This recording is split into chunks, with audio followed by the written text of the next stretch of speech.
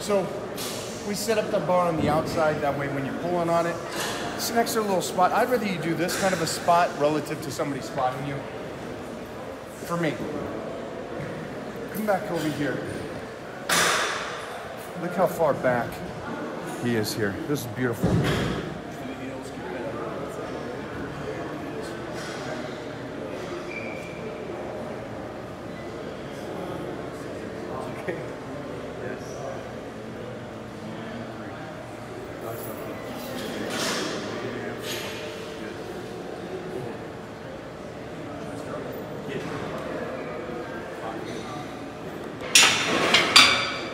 Again, still late for Big Matty.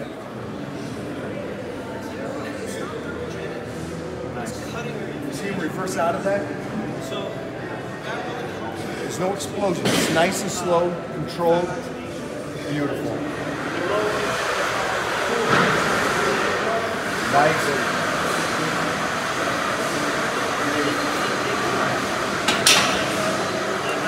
So again, for these, which is great, is depending on where your butt is, put your butt farther back, more glute and hamstrings.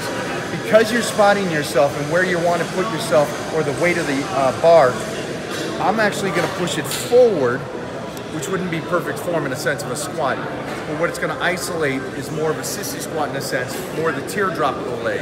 So more thickness down below, which is great because you can actually see on him, this is where I'm going to be working it. So you can change your form as you do this.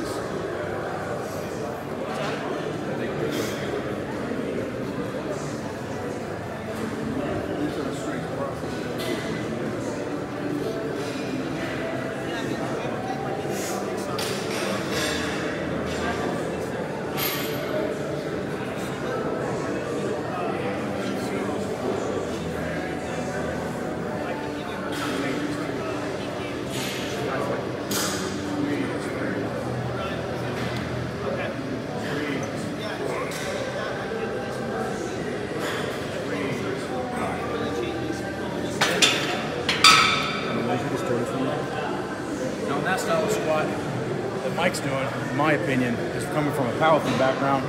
That's a squat that's earned, not given. By meaning, learn how to sit back, use the glute and hamstring until you get it 100% dialed in. Then you can go back to a quad style dominant squat. If not, you could have knee problems if you start with that style of squat solely, which a lot of people do. There you go. Beautiful. Beautiful. Nice. Come on.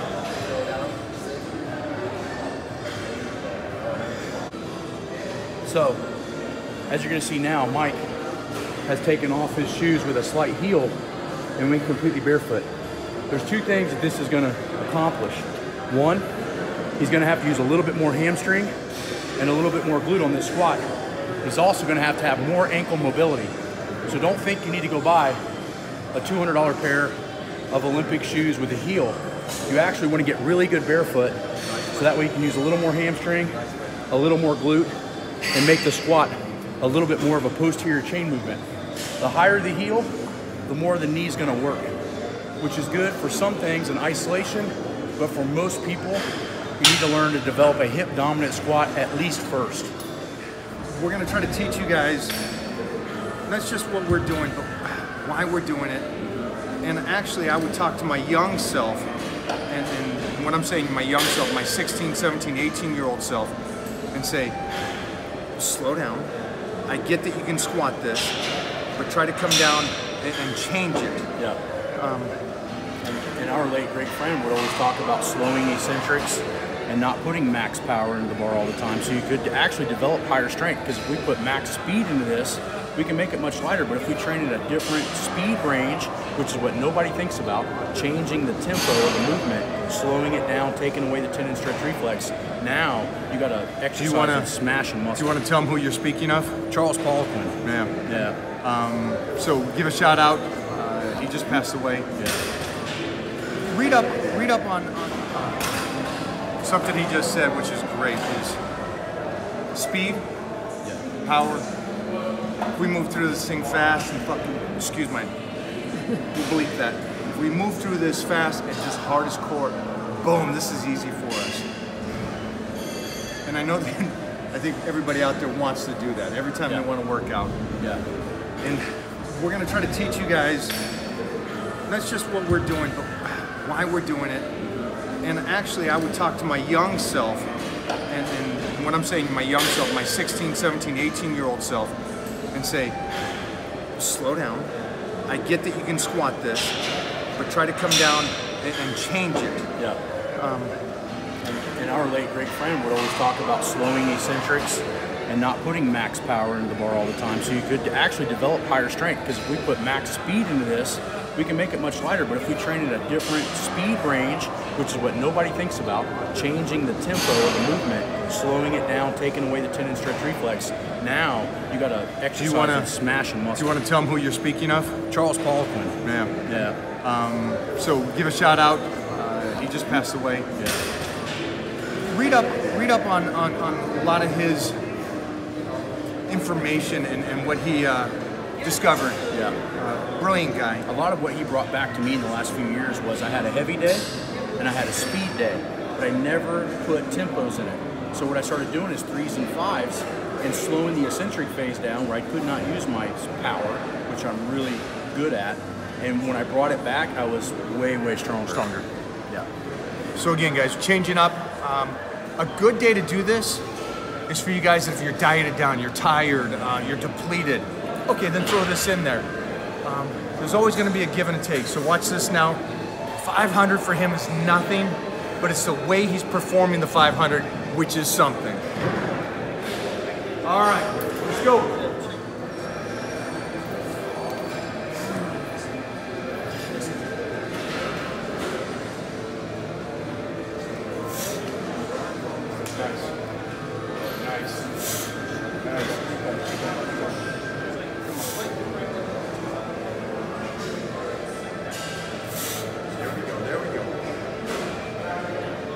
Beautiful.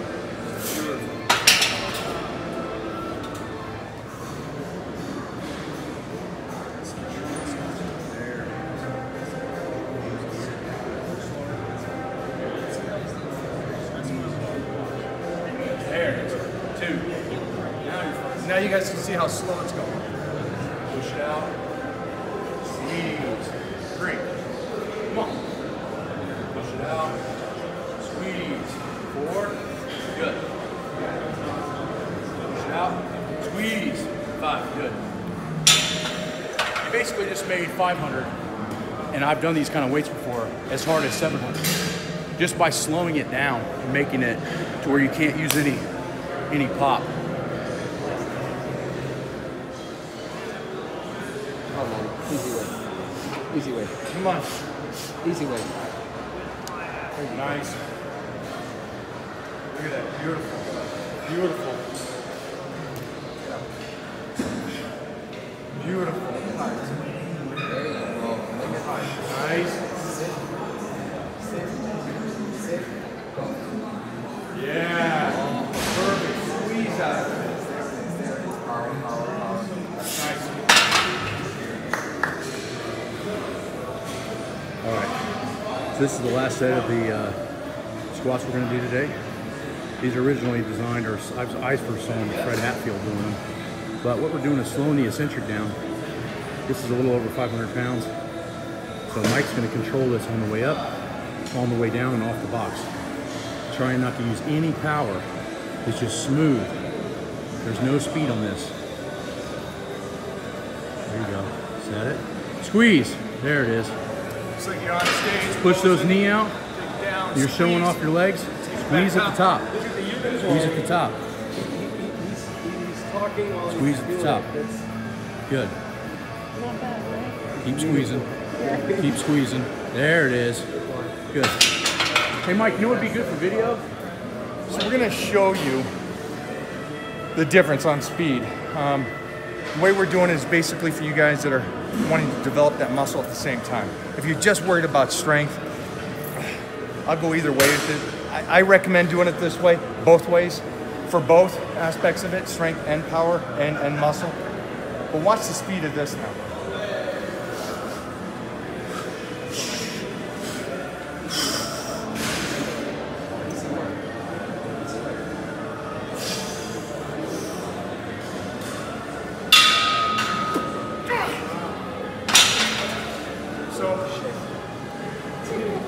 So you understand the aspect that we're making the lightweight harder. That way the heavyweight's easier, all right? So enjoy this. I hope you guys enjoyed this squat with Big Matt. Go follow him. Again, I love training with Matt because of the aspect of a lot of the people I train with or the influencers coming to town are incredible personalities. But it's nice to team up with somebody that's actually knowledgeable in the sense of weightlifting, which Matt is. Matt, you want to come here? So, go follow. Anything you want to add to it? No, I mean, as you can see, Mike and I could put way more weight on this bar today. We could go another plate or two and still do it explosively. But I'm here to tell you right now that 600 was way easier than 500 tempo. And so if you want to build quality, dense muscle tissue, you have to think about time under tension, sometimes even more than weight on the bar. And 100%. The only additional thing is that I find that longevity comes off making the easy stuff hard. And that's us making 500 even harder than just coming in. Don't come in every single time doing the same thing. No. And that's what we're trying to show you guys. And again, we're showing you after we've climbed to the pinnacle of the mountain and we're just like hanging out here now and just trying to teach you guys to come up, join us. It's nice up here. But you can't join if you're constantly hurt from doing stupid stuff all the time. Stupid stuff, or you're ego lifting 24/7, or you're the greatest thing in the world. Life will straighten that out quick enough. I think we both agree that consistency is key over everything. Yeah, you be consistent. You're not going to have your best days. They hate hearing that, but the trick is consistent. Why you are where you are is because you were able to train for 30 plus years consistently. Why I am where I am since 25 years consistently. No injuries. And that's the key point there, guys. I hope you guys go through this and enjoy this. And again, we're not training with elite athletes, powerlifters, or bodybuilders. We're training with guys that want to get better, that are willing to put in the work. And I'll take, like I've said this 100 times, Gavin Murphy over the baddest dudes on the planet because he's consistent. And he consistently tries to get better. And he's also Irish too, so that makes him a little fucking crazy. I think that's the same thing. We have, at my gym, it took me 5 years to get a good group of guys together, and it wasn't all about them being super strong. It was about them having drive, passion, and being on time, and having all those small things that you're born with, and your consistency, all these other things. You can take that way over a guy that's gifted and lazy and doesn't show up half the time. Thanks for hanging out today. Yeah, man. How can everybody get a hold of you? I'm on Instagram at RealMattWenning, and then we're on winningstrength.com where we do online coaching. We have equipment, specialized equipment, and you can get the shirts and all the memorabilia and the sandals. Can we get those calves on your website? You can get the calves on the website. Okay. But they're extra. So. How long you been training for now? It's been 27 years. 27 years. Yeah. Now some of the exercises you did today are new, different. Yeah. We never do leg presses in powerlifting, although I probably should have, but my legs were always an overdeveloped area naturally. So I had to make my glutes and hamstrings insanely strong to squat 1,200 pounds in gear and 900 pounds raw. So it was always finding the weak point and training the shit out of it. And now we're switching a little bit more to aesthetics and health and just being lean and attacking the diet side of things with the LPU. They probably can't tell, but this is about 260 pounds. Yeah. That is a massive man, thick. Yeah. And you've been in the range of 300, 315 to 305. I was there for 13 years. Then started competing at around 300 to 295, and then last year was about 293, and now I'm down to 258, 259. It's just putting health in front of performance, and then while I'm younger and have all that base muscle, is just tuning everything in, so I just have the aesthetics. And we'll be hooking up a lot more. Yeah. He's coming out here. I'll be going out. You're in Ohio, so we'll be hanging a lot more, guys. See more stuff, but make sure to go follow. I recommend. This man is knowledgeable. Thanks, buddy. We'll That's see you. it. All right, buddy.